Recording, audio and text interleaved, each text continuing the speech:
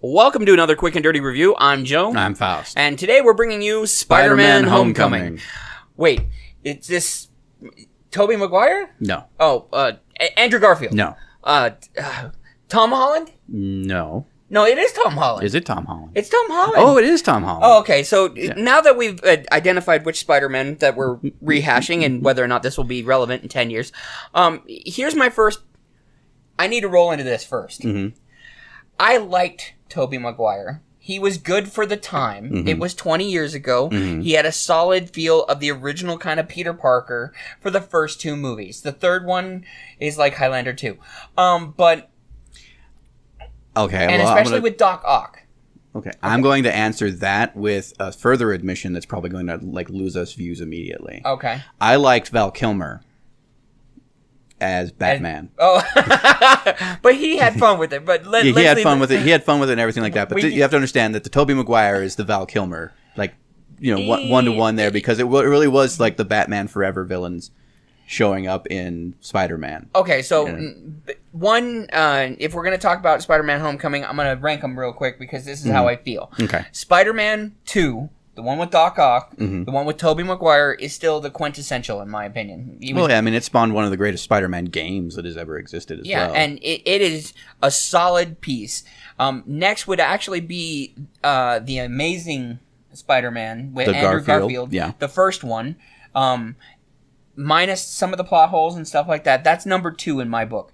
Tom Holland can be number 3 in that order because of the fact that they tied in a different way for the story to evolve. Mm-hmm. I liked Andrew Garfield's rendition of the I'm not a athlete very much, but I'm definitely a brainy kind of kid.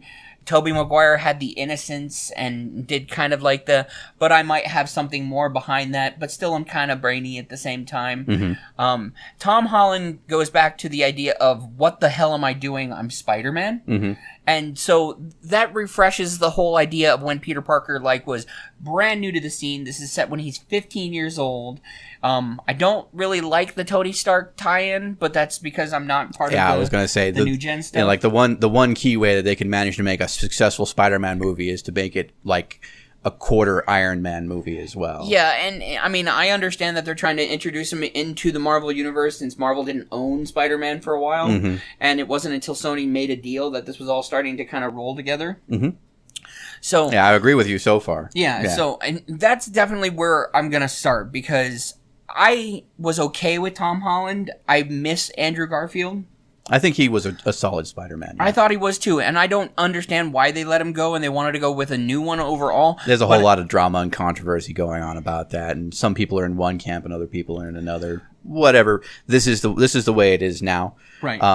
The position I'm coming from is I'm not really that invested in Spider-Man from the comic books or the movies or the games or anything like that. Like, I like the idea of Spider-Man as a superhero because it still is one of those every hero kind of things, but it's one of those, Deus Ex Persona kind of things where True. It's just they're always going to have some magical reason to solve the problem. Whether it's some sort of inner strength or some sort of magical ability or supernatural, whatever. Anyway, so. Well, hang on. Before I don't mean to derail you, but I have to ask this. This is where I'm going to lead up.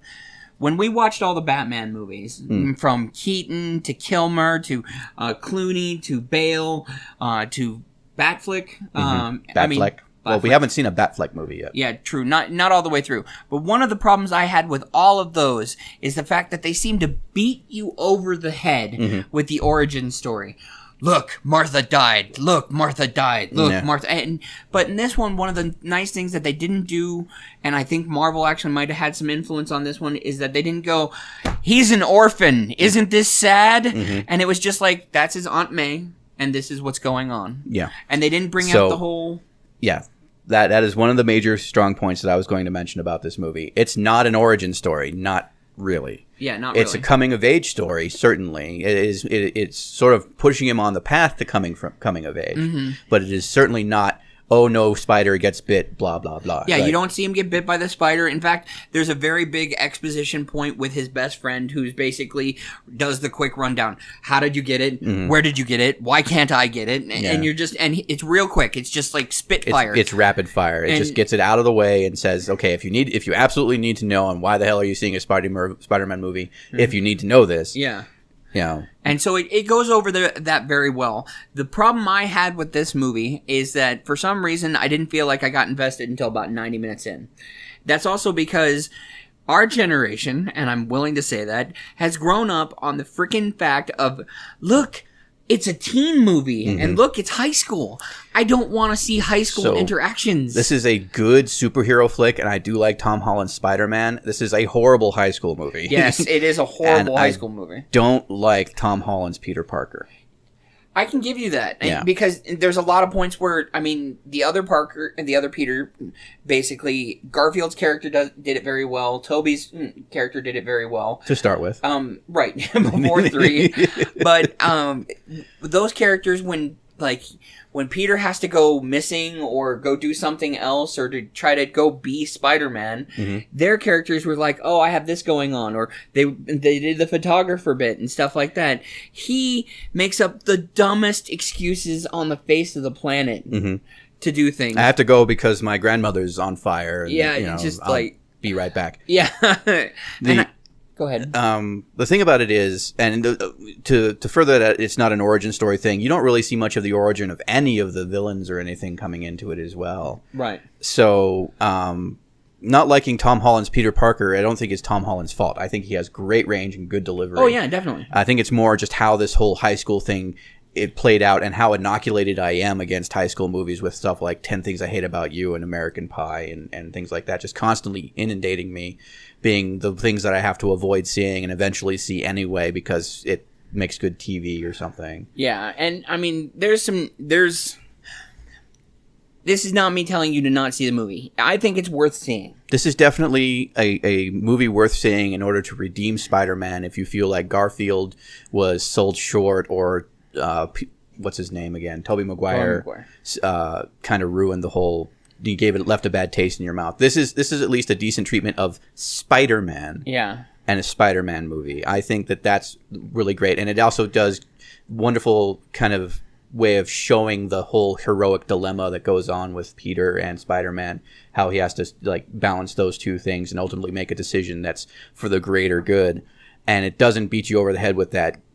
Great power, great responsibility. Right. And another thing also, it does feature, and Michael Keaton did very well in kind of putting that out there. So, he played a great character in this. They really never called him the Vulture, but he definitely was. He was the Vulture, and they have acknowledged that's his character. But, I mean, that's the way it kind of goes with any decent villain is that you know who the villain is, and they don't really get their name until they've already committed their act. Right. And so, but the kick for his character, and they tell you this in the first few minutes, is that he's a construction worker working in New York after the first Avengers movie. So after the big throwdown with the Chitauri and all that kind of stuff, since they're bleeding into the Marvel Universe, they're bringing Spider-Man into the Avengers, they're bringing Spider-Man into the Infinity Wars and stuff like that.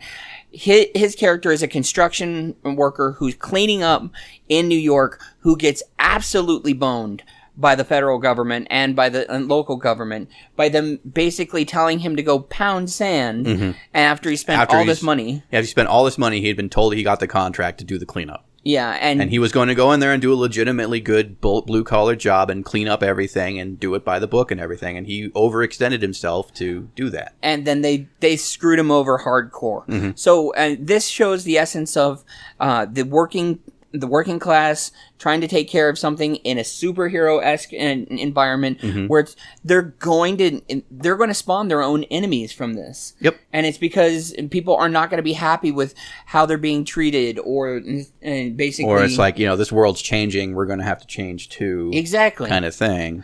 Other than that... the man is loaded by the end of the movie. He has such a huge house in the freaking Poconos in New York. You're just sitting there going, how the fuck? Yeah. Because it's huge. So, I mean, there is kind of a bit of a corruption angle there, but I think he really plays the character quite solidly. and ends up being a kind of redeemed character in my eye. That said, I think it's a great foil, an initial foil for the up and coming Spider-Man to kind of come and fight, and it doesn't really figure into Peter Parker's story very much. So, right.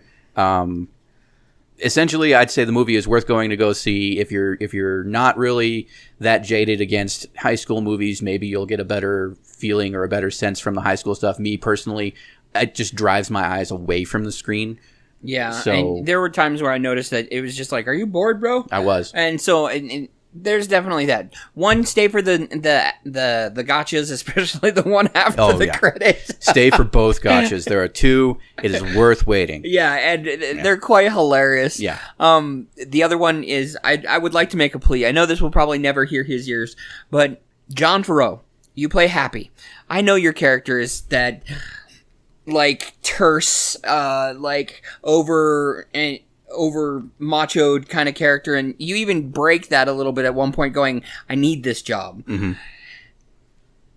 I want to see you smile, damn it. Smile! Well, I mean, that's the thing about Happy. I mean, that's the whole shtick that's I going know, on he's there. not happy, but they did bring back Gwyneth Paltrow, which I love. I just want them to I want them to address what happened at the end of Iron Man 3. Let's see what else. They've been holding on to that for a while. Yeah, and I mean, they'll tease you with his ultimate suit somewhere in the series. I'm not going to tell you where. Yeah, there are some really great Easter eggs and additions, and I looked them up just to be prepared for this. Yeah, because I'm not really that in on this whole thing, but there are really great Easter eggs and references to different parts of the whole Spider-Man verse and the different Spider-Man. So I mean, even Donald Glover's part is like a reference, and there's something going on with the spider suit. There's all this really great stuff going on. If you are a Spider-Man fan, you'll have fun looking for that with the second, third, and fourth viewings. Right, and they are filming the Infinity Wars Part 1 right now in Atlanta, so we should see Tom Holland reprising Spider-Man here soon. Definitely, he's already been doing interviews and basically saying that yes, there is going to be more Spider-Man out there. Yeah, and he went through some rigorous training for this role. Like, you should see some of his footage. His audition tape for this was filmed on a trampoline, and he was going nuts. So, like, he wanted to be Spider-Man bad. So, well, yeah, I mean, you get a chance to be in a superhero movie, and you're an actor. That's. Oh, I know. That's this generation's West Side Story, I think. I'll be the Blob. Other than that, that was Quick and Dirty Reviews. Remember to like, comment, subscribe. Let us know down in the comments what you think. Let us know what movies you want us to review, old and new. We'll look at anything, give you a fresh perspective on it, our perspective on it, of course. And if we hit 1,500 unique comments on a single video, we will be forced to go see My Little Pony. But you're running out of time. You might even actually be almost out of time. However, I will extend the deadline on that and say, as long as it is in theaters, even dollar theaters, we will still hold up to this agreement. If we get those comments, we will go see this movie. Once it's out of theaters, we're gonna have to pick something else to torture ourselves with. Right, and actually, I was about to say that if you notice a movie that you feel will be torturous, we might choose that to be our next goal target. So let us know. Bring it to our attention. Other than that, there's been another Quick and Dirty Review. See ya. Yeah, when they do the suit reveal, and it's not the suit that he wears through the whole movie or anything. When they do the suit reveal, the entire audience behind us kind of like orgasmed. It's like if you were in a Fast and Furious movie and they just showed the big powerful car on the screen and all those guys went like it was obnoxious.